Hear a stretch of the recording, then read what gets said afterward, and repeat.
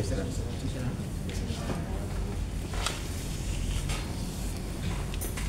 Baik, agar tidak mengganggu sinyalnya. Baik, putusan sudah kita print ya. Tadi lama putusan print karena masih kita nge-print, kita lakukan lagi, kita nge-print lagi, dan tadi untuk kesimpulan sudah kita masukkan di sini. Seperti itu ya. Terkait dengan apa itu waktu yang tepat, yang ini tentang kejaksaan ya, sampaikan harus dimasukkan itu ya. Sudah saya masukkan ya, dua-duanya baik pemohon maupun termohon sudah saya akomodir ya. Walaupun saya cuma dikasih waktu tadi 1 jam. Baik, sidang perkara nomor 4/2025. Skorsnya kita buka.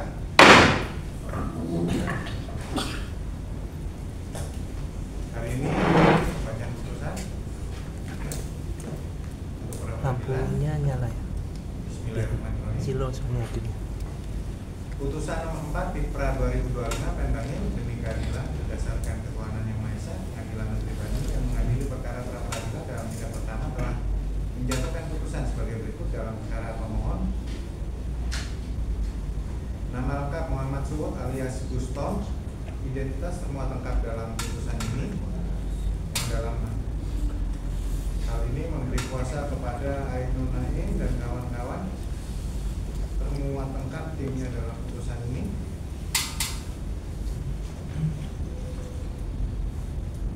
Dengan suara kuasa untuk selanjutnya disebut sebagai pemohon. Lawan Kepolisian Negara Republik Indonesia.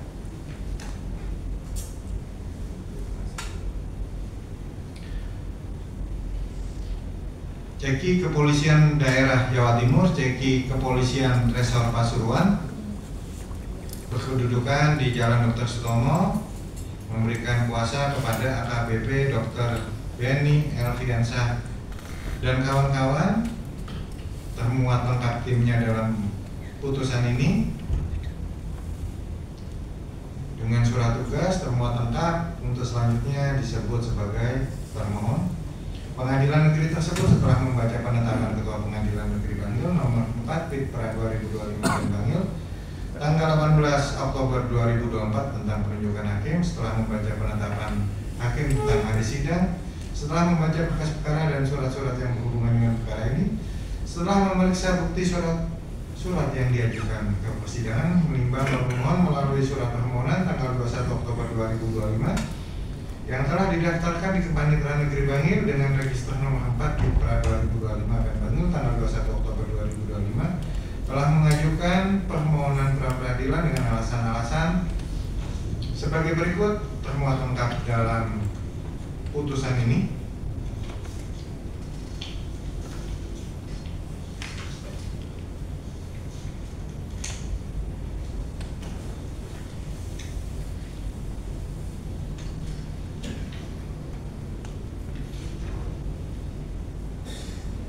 Menimbang bahwa hari dan tanggal persidangan yang telah ditetapkan untuk pemohon dan termohon hadir kuasanya masing-masing, menimbang bahwa setelah membacakan surat permohonannya, pemohon menyatakan tetap pada permohonannya, menimbang bahwa terhadap permohonan pra-peradilan yang diajukan oleh pemohon tersebut, termohon mengajukan jawaban termuat lengkap dalam putusan ini.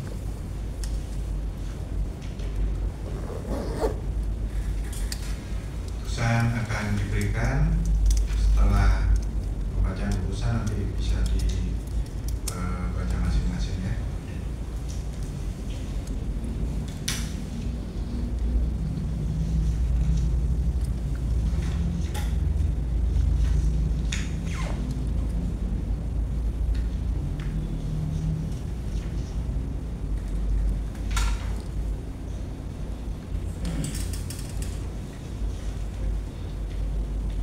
Menimbang bahwa terhadap jawaban termohon, pemohon telah mengajukan tertulis tanggal 29 Oktober 2025 dan terhadap tanggapan pemohon tersebut, termohon telah mengajukan tanggapan atau dupliknya secara tertulis tanggal 30 Oktober 2025, menimbang bahwa untuk membuktikan dalil-dalil permohonannya, pemohon telah mengajukan bukti surat berupa bukti bertanda P1, yaitu fotokopi surat tanda penerimaan laporan, dan seterusnya sampai dengan bukti P11 berupa fotokopi hasil cetak dari tangkap layar situs Google Earth di lokasi TKP tahun 2024. Menimbang bahwa terhadap fotokopi bukti P2 sampai dengan P4 tersebut setelah dicocokkan dengan aslinya ternyata sesuai. Bukti P6 sampai dengan P9 adalah hasil cetak printout yang diunduh dari halaman situs JDA. Bukti P5 dan P10 adalah printout dokumen digital dari halaman foto. Bukti P11 adalah hasil cetak dari aplikasi Google Earth. Sedangkan bukti P1 adalah fotokopi tanpa ditunjukkan aslinya yang telah diberi materai yang sesuai dengan ketentuan permaterian yang berlaku sehingga dapat diterima sebagai bukti dalam perkara ini. Menimbang bahwa selain surat-surat bukti tersebut, pemohon juga telah mengajukan saksi-saksi. Satu, saksi Muhammad Irfan di bawah sumpah pada pokoknya menerangkan sebagai berikut, termuat lengkap dalam putusan ini. Menimbang bahwa terhadap keterangan saksi tersebut, para pihak akan menanggapi dalam kesimpulan. Dua, saksi Nur Farida tanpa disumpah pada pokoknya menerangkan sebagai berikut, termuat lengkap dalam putusan ini. Menimbang bahwa terhadap keterangan saksi tersebut, para pihak akan menanggapi dalam kesimpulan. Menimbang bahwa untuk membuktikan dalil tersangkaannya, termohon telah mengajukan bukti surat berupa bukti bertanda P1 berupa fotokopi laporan polisi nomor sekian-sekian tanggal 2 Oktober 2025 atas nama pelapor Syed Hasan Fahmi sampai dengan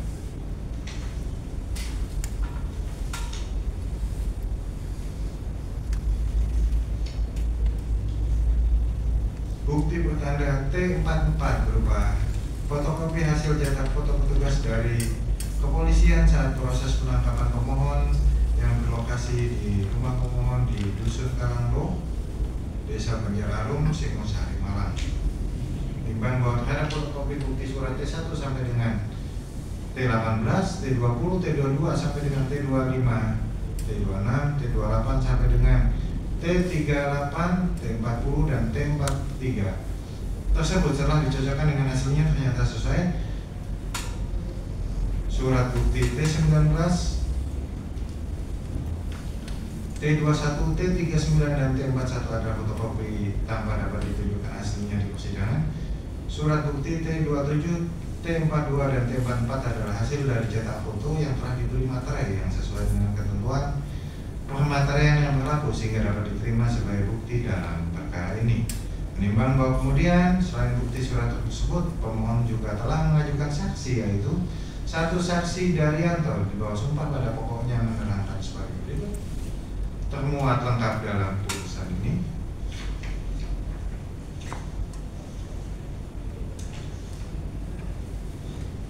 Menimbang bahwa terhadap keterangan saksi tersebut, para pihak akan menanggapi dalam kesimpulan. Menimbang bahwa kemudian termohon juga mengajukan ahli, yaitu ahli Profesor Dr. Satjijono SHM di bawah sumpah pada pokoknya menerangkan sebagai berikut, termuat lengkap dalam putusan ini.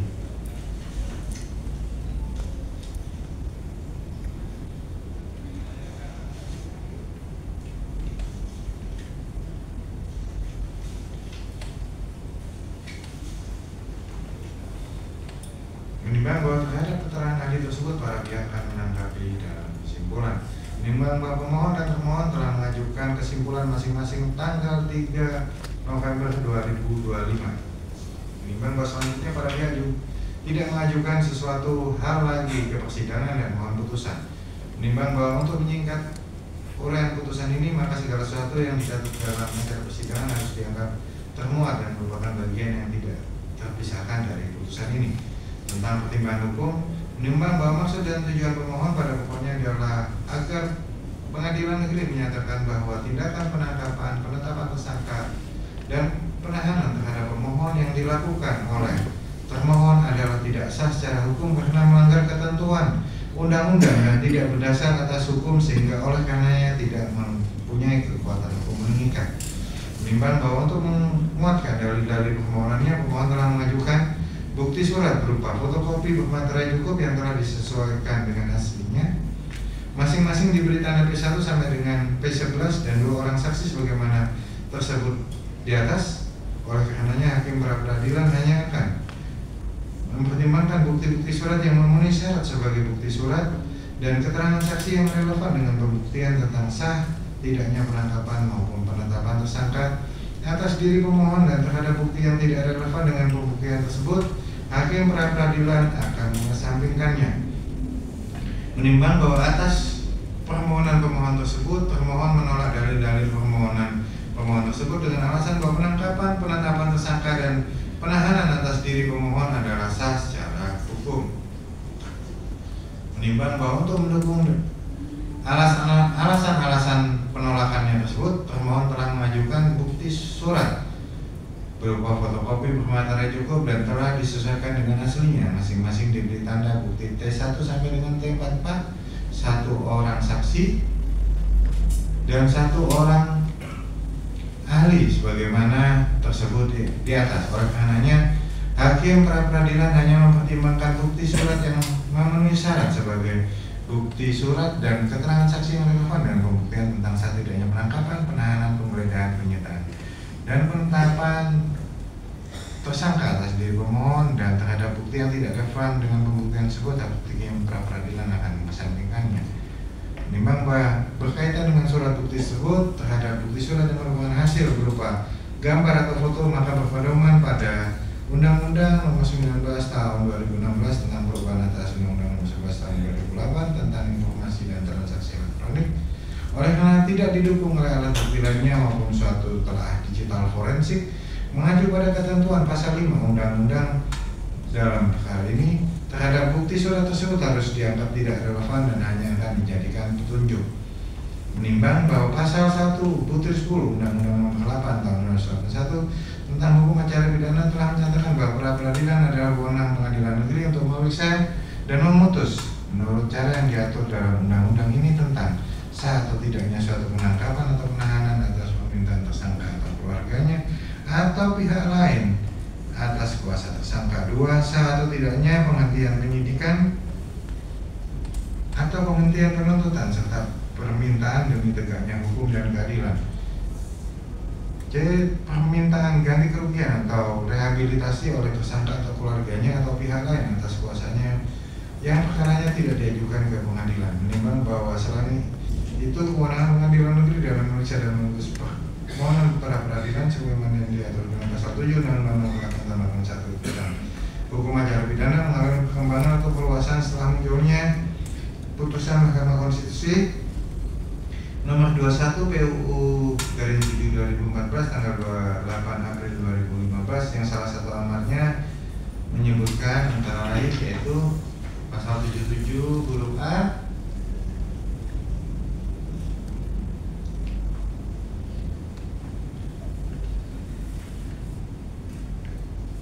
Undang-Undang Nomor 8 Tahun 81 tentang hukum acara pidana bertentangan dengan Undang-Undang Dasar Tahun 45 sepanjang tidak dimaknai termasuk penetapan tersangka, penggeledahan dan penyitaan.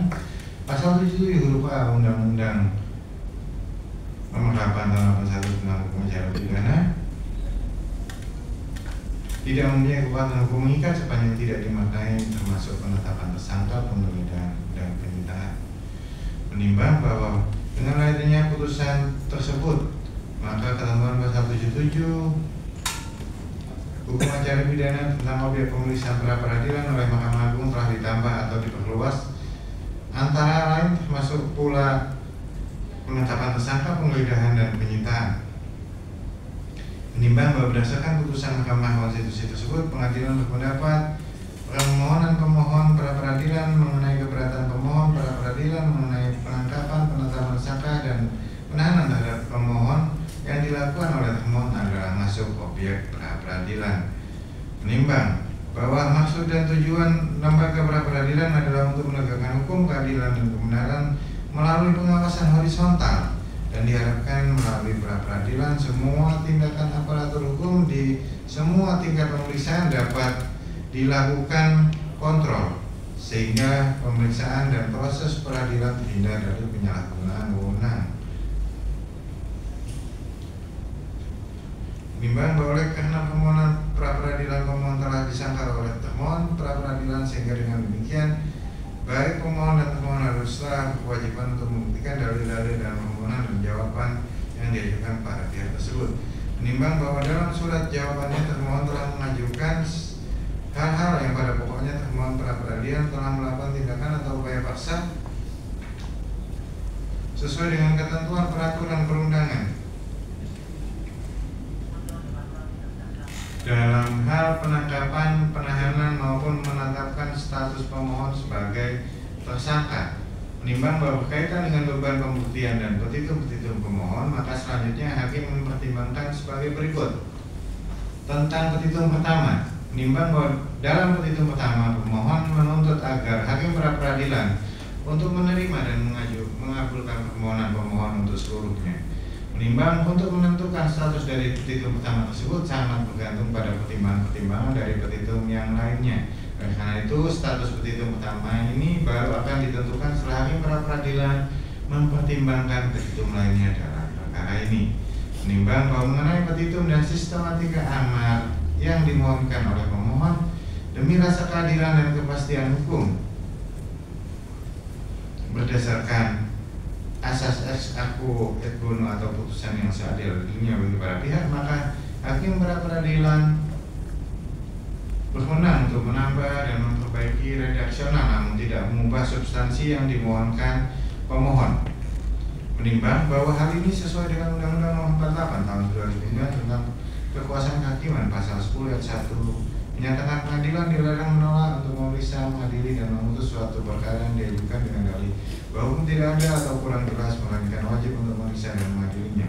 Berkaitan permohonan dalam perkara ini yang diajukan pemohon saat ini telah diterima dan diperiksa serta selanjutnya akan diberikan putusan.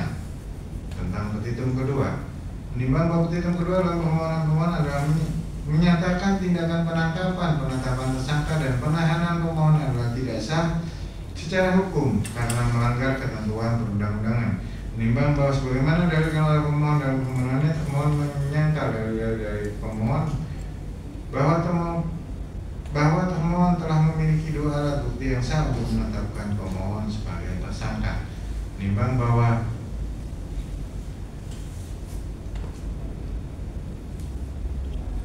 yang dimaksud tersangka adalah seorang yang karena perbuatannya atau keadaannya berdasarkan bukti permulaan patut diduga sebagai pelaku tindak pidana.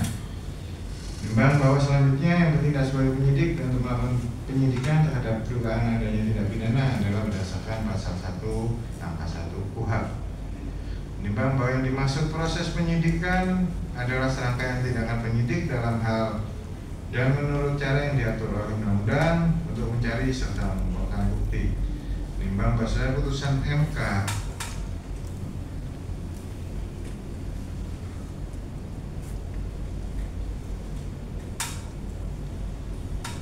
menimbang bahwa sesuai putusan MK nomor 21 PU 2014 tanggal 28 April 2015 yang dimaksud dengan frasa bukti permulaan yang cukup dan bukti permulaan yang cukup dan bukti yang cukup sebagaimana ditentukan dalam hukum acara pidana bertentangan dengan undang-undang dasar negara Republik Indonesia tahun 45 sepanjang tidak dimaknai bahwa bukti permulaan yang cukup dan bukti yang cukup adalah minimal dua alat bukti yang termuat dalam pasal 184 hukum acara pidana.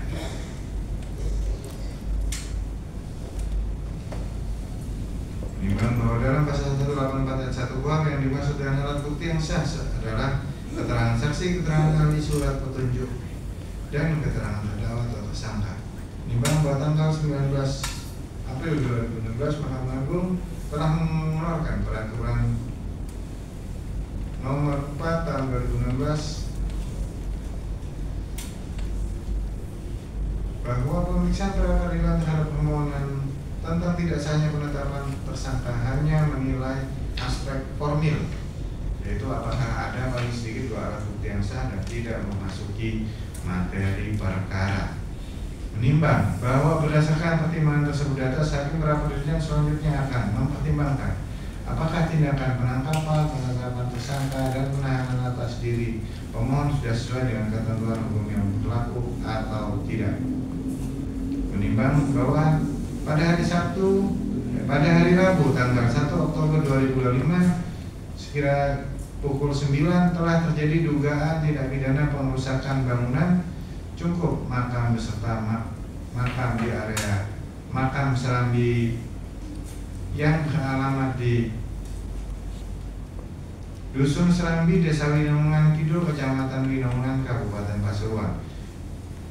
Bangunan makam yang dirusak yaitu makam Habib bin Soleh Al-Hadar, Habib Muhammad bin Usman Tu'ud, Habib Umar bin Abdul Qadir Al-Hadar, Habib Abdul Qadir bin Umar Al-Hadar, Habib Abdul Qadir bin Hadi Al-Hasni, Nur binti Muhammad Al-Hadar, Syarifah Khotijah binti Ahmad Al-Habsi, Habib Mustafa bin Abdullah Al-Hadir, yang semuanya adalah makam dari keluarga pelapor yang dilakukan oleh beberapa orang termasuk pemohon.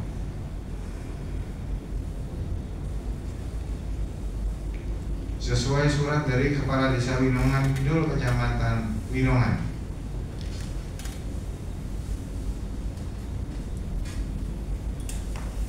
Atas dasar laporan tersebut, termohon menerbitkan laporan polisi nomor sekian-sekian tanggal 2 Oktober 2025 atas nama pelapor Said Hasan Fahmi terkait tindak pidana barang siapa dengan terang-terangan dan dengan tenaga bersama menggunakan kekerasan terhadap orang atau barang siapa dengan sengaja menolak kuburan.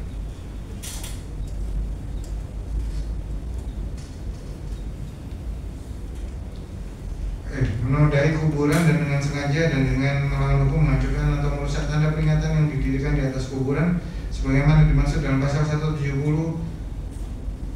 KUHP pasal 179 KUHP sebagaimana bukti surat, bukti P2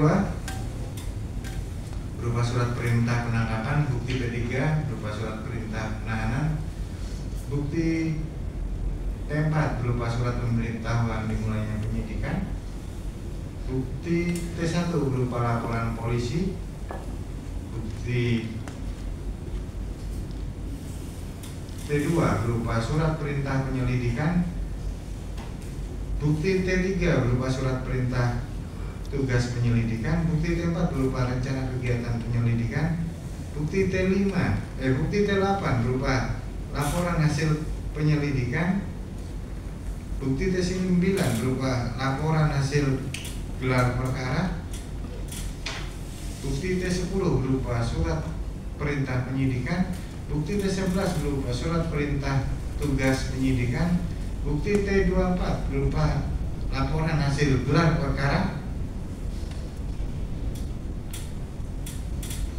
Pimpinan adalah Adimas Firmansyah, Kasat Reskrim Polres Pasuruan.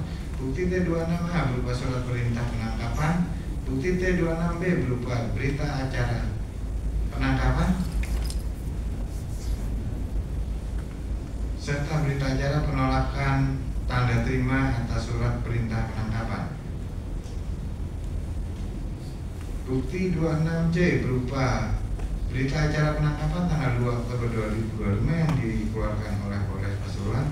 Bukti T33 berupa surat pemberitahuan dimulainya penyelidikan nomor sekian-sekian tanggal 2 Oktober 2025. Bukti T34 berupa surat pelimpahan laporan polisi. Bukti T35 berupa surat perintah tugas penyidikan. Bukti T36 berupa surat perintah penyidikan. Bukti T38 berupa surat perintah penahanan.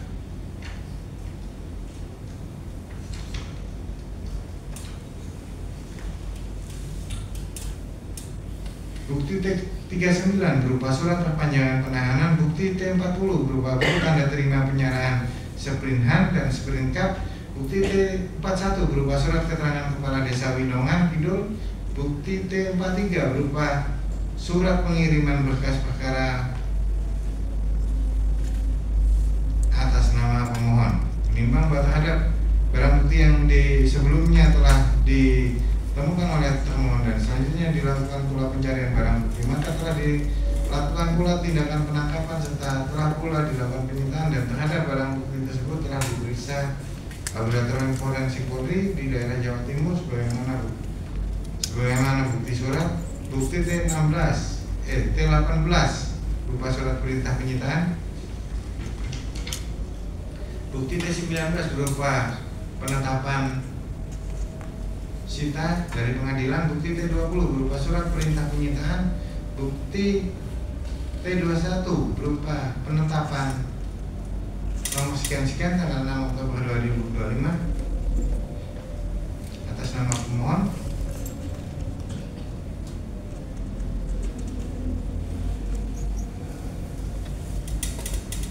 Bukti T23 berupa berita acara pemeriksaan laboratoris kriminalistik.